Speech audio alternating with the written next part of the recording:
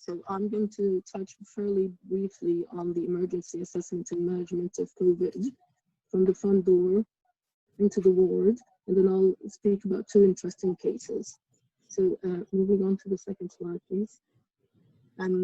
This is the agenda for the session. So triage and initial assessment, venous thrombophlebitis, Dr. Suleiman, case presentations, and so sorry to interrupt you, Dr. Suleiman. We can't quite hear you.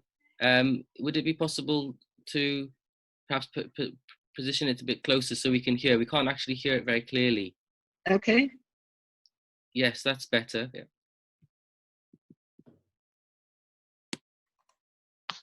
Can you hear me better now?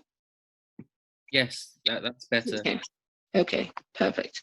Right, so again, the agenda is triage and initial assessment, venous thromboembolism, antimicrobial treatment and protocol for our hospital, 2 case presentations and a conclusion. I'll speak fairly quickly because I know that we're limited with time. So our case definitions for coming into hospital is basically a patient who needs to come into hospital, having either clinical or radiological evidence of pneumonia, acute respiratory distress, or they've got influenza-like symptoms with fever, cough, and breathlessness. Mild COVID is mild symptoms, basically fever, fatigue, cough, with or without sputum production, anorexia, malaise, muscle pain, myalgia, sore throat, dyspnea. In mild cases, we don't usually give them any treatment. We don't usually admit them to hospital, and we send them home. Severe COVID, these are our criteria. They're not fairly specific, so we had to do a lot of clinical decision-making patient by patient. So if the patient is above 55 but fairly stable, we would still send them home. If they're immunocompromised but fairly stable, we'll still send them home. So these criteria, although they are our criteria for hospital, they allowed us to make individual decisions for each patient rather than follow a specific guidance. Even patients with biochemical changes with high D-dimers and elevated troponins or ferritin levels who were clinically stable, you would have still discharged into the community with a bit of outpatient follow-up. Obviously, if the patient is septic, they would need to be admitted, and the protocol is different. And people with septic shock, who are basically people who come in with COVID symptoms and are persistently hypotensive despite fluid resuscitation. And we've got patients who develop ARDS or acute respiratory distress syndrome, and these patients eventually do end up in the intensive care unit if they're well enough or fit enough to go there, not too frail, and we made a decision early on that they wouldn't be for intensive care. Moving on to this slide. Thank you. So our antimicrobial treatment for Chelsea and Westminster Hospital. So if they had mild COVID, we wouldn't give them anything and discharge them home.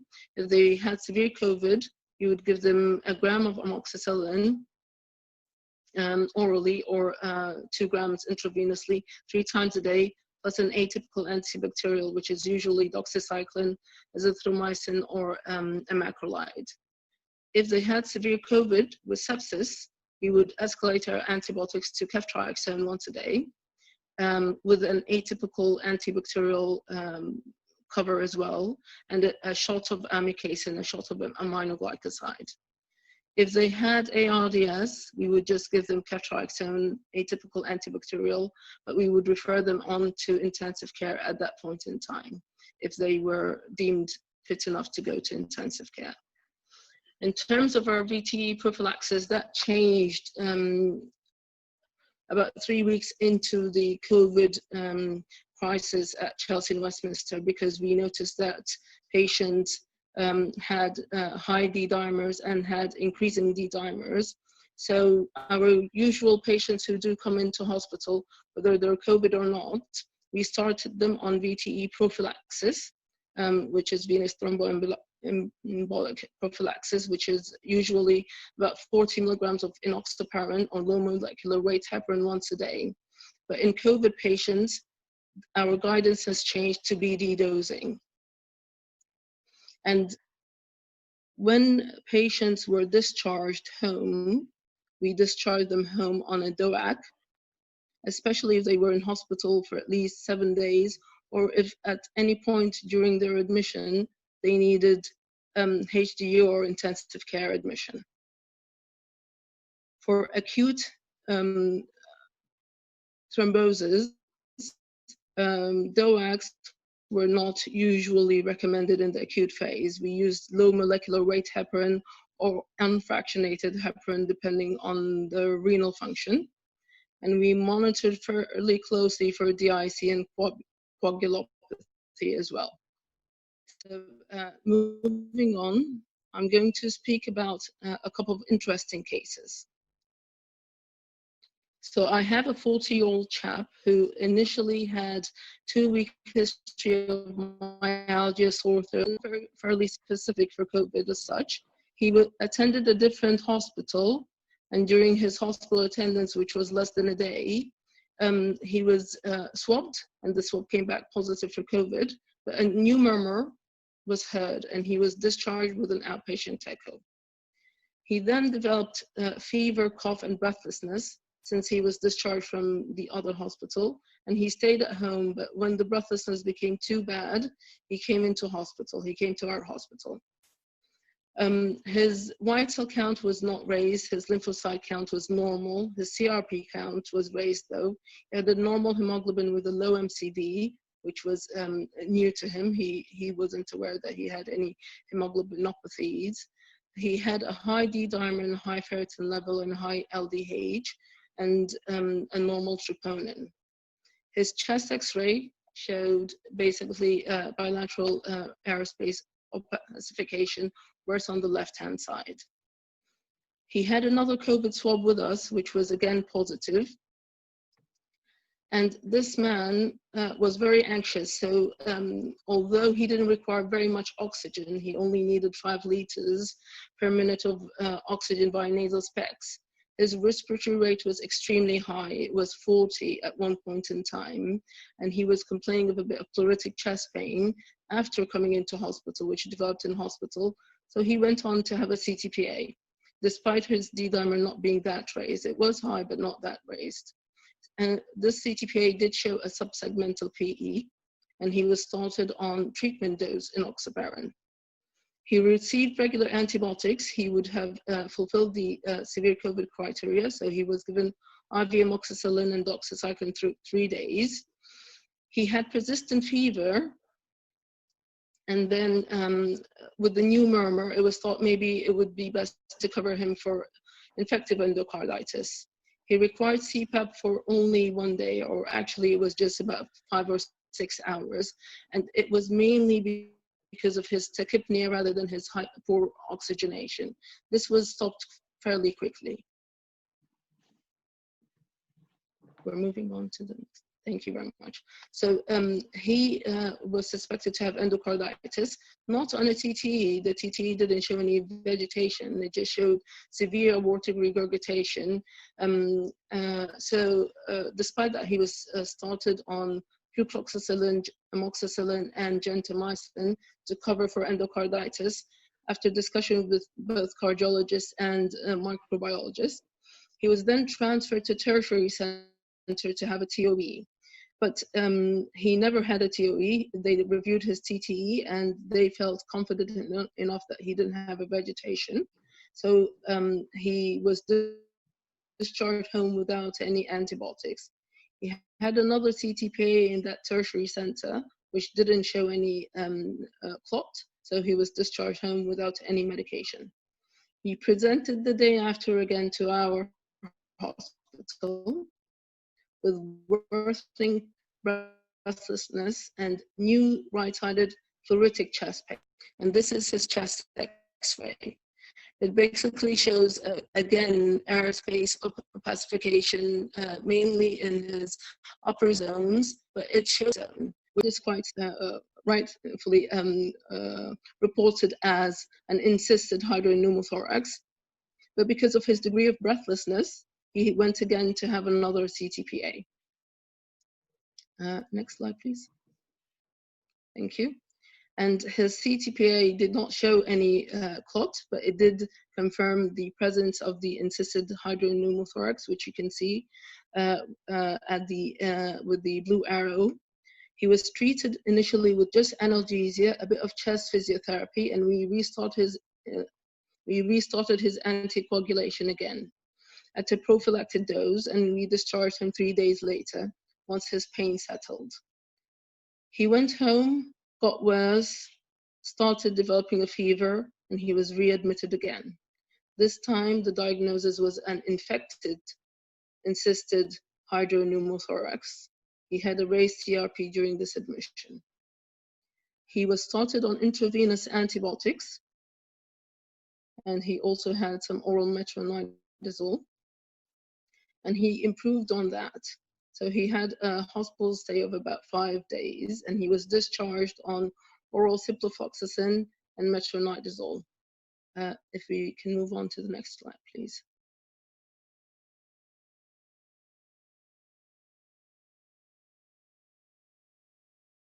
Okay. This is another view for the encysted hydropneumothorax. He continued on the ciprofloxacin and metronidazole for about a total of 3 weeks post-discharge, and he was reviewed on a weekly basis in our ambulatory care unit. His D-dimer started rising, and his breathlessness never went away.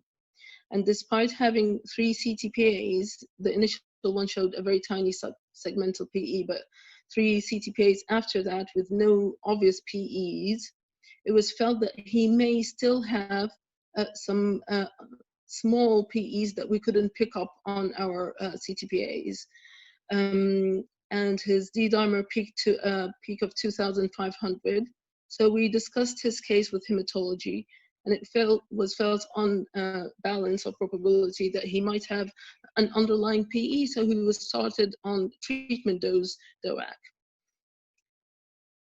On both the antibiotics and the DOAC, he improved massively, and the last time he was seen was a few days ago, and he's like a different man.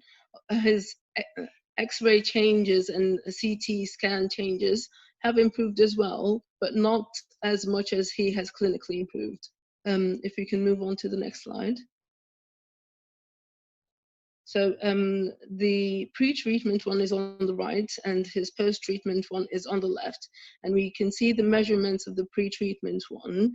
And also we can see a lot of consolidation, both superiorly and inferiorly on the right side, and a little bit on the left, which have improved massively on his post-treatment one. This man had a prolonged treatment for his encysted hydropneumothorax, and it's taken him quite a number of weeks to get over his COVID pneumonia. So if you move on to the other cross-section, and we can see here, it's a little bit clearer that the encysted hydropneumothorax is much smaller. It doesn't look like a hydropneumothorax anymore. There seems to be a bit of echogenic material there. So whether he's got encysted consolidation or of this fluid, it's difficult to say, but clinically he's much improved. If we can move on further. So like Marcella said, who's my ITU colleague, we usually do reviews for each of our patients, and patients who have stayed in hospital or have had recurrent hospital admissions or high morbidity, we reflect on what we did well and what we could have improved. For him, I think the initial treatment was totally appropriate. He had good follow-up plans made. He had a multidisciplinary team approach for his case. where we included both acute physicians, respiratory physicians, microbiologists, and cardiologists. We had the benefit of using our ambulatory care to give very good continuing care, and we had excellent communication between the teams. For him, what we could have done better, and it's easy for me to say in hindsight, maybe he shouldn't have been started on the CPAP because he only needed it for 5 hours. And I think there was a high element of anxiety there rather than actual indication for CPAP. But in the middle of the night, when you're the registrar on a busy take, you need to make a judgment call. And the judgment call was to put him on CPAP, and I support my registrar fully, but I don't think he needed it at all. His transfer documentation to the other hospital, his tertiary hospital, we should have suggested that he should have gone on an outpatient VTE prophylaxis on discharge, which he didn't have as per our guidance. But I think that was missed because he was transferred on treatment dose to treat a VTE, which was stopped on discharge from the tertiary hospital. I don't think he should have gone to the tertiary hospital at all, because what they did is basically just keep an eye on him and review his images. I think we could have done that remotely from where he was in our hospital rather than transfer him to a different hospital for him to be discharged from there. So I think this is what we could have improved it on this case. I'm going to move on to the second case, as I know that we're running out of time. This is a 48-year-old gentleman who's a colleague who had SARS-CoV symptoms of fever, loss of smell and taste, and cough for about 12 days. And then he had 3 days worth of azithromycin. His symptoms then resolved. And because he was a colleague, he had to return back to work. And he was on call the first day back, and he then developed a headache and high fevers with temperatures of about 39 and some neck stiffness as well. And he felt that he wasn't functioning 100%. He couldn't think straight. He had some bradyphrenia. He didn't have any rashes or herpetic eruptions or anything. Examination, he looked quite unwell. He was photophobic. He had a normal neurological examination. His chest was clear, despite the fact that he had COVID symptoms a few days before. If you move on to the second slide. So in his case, his investigations initially, apart from an eGFR of 66, they were fairly unremarkable. He had a CT head and a CT venogram, which were normal, and he went on to have an MRI head, which was also normal. He had an LP because of the headache and the ongoing fevers, and his opening pressure was fairly fine. His CSF white cell count, however, was 125, with mononuclear cells, 98%, and a high protein of 1.57 grams per liter, the upper limit being 0.45. He had a normal lactate and a normal glucose, so it was suggestive of a viral meningitis picture. So he was initially started on ceftriaxone, but that was stopped after the CSF results, and we started him on acyclovir then. And then we got our CSF result back. If we move on to the next slide, please. And his CSF PCR basically didn't show anything apart from EBV, but he had low copy number. His SARS-CoV was also tested on the CSF. It was negative. Given the low number of EBV, our neurologist felt that on balance of probability that this was still COVID-related aseptic meningitis. And he tested positive on his nasopharyngeal swab again, but he didn't have any ongoing respiratory symptoms. So we stopped his acyclovir and he was discharged. For this case, what we did well is that we promptly rearranged ourselves to take over his service.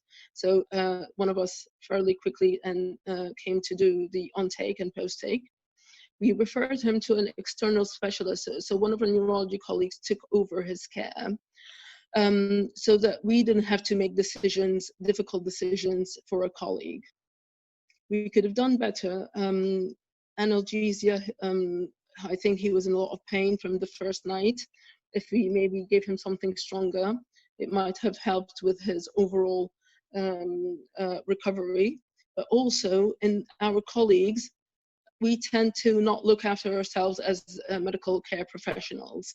He had a prolonged course of respiratory symptoms. He also needed to have some azithromycin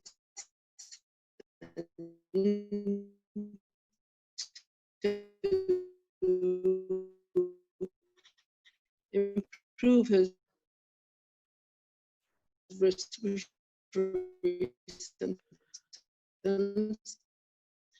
And the Sorry, Dr. Linah, I think we lost you. We lost your voice completely. We can't hear he was you. on call. I think for him and for all our colleagues, post-COVID return to work chat or interview to see if they would be a better option for all of us. I think the best thing is, I'm going to disconnect me now.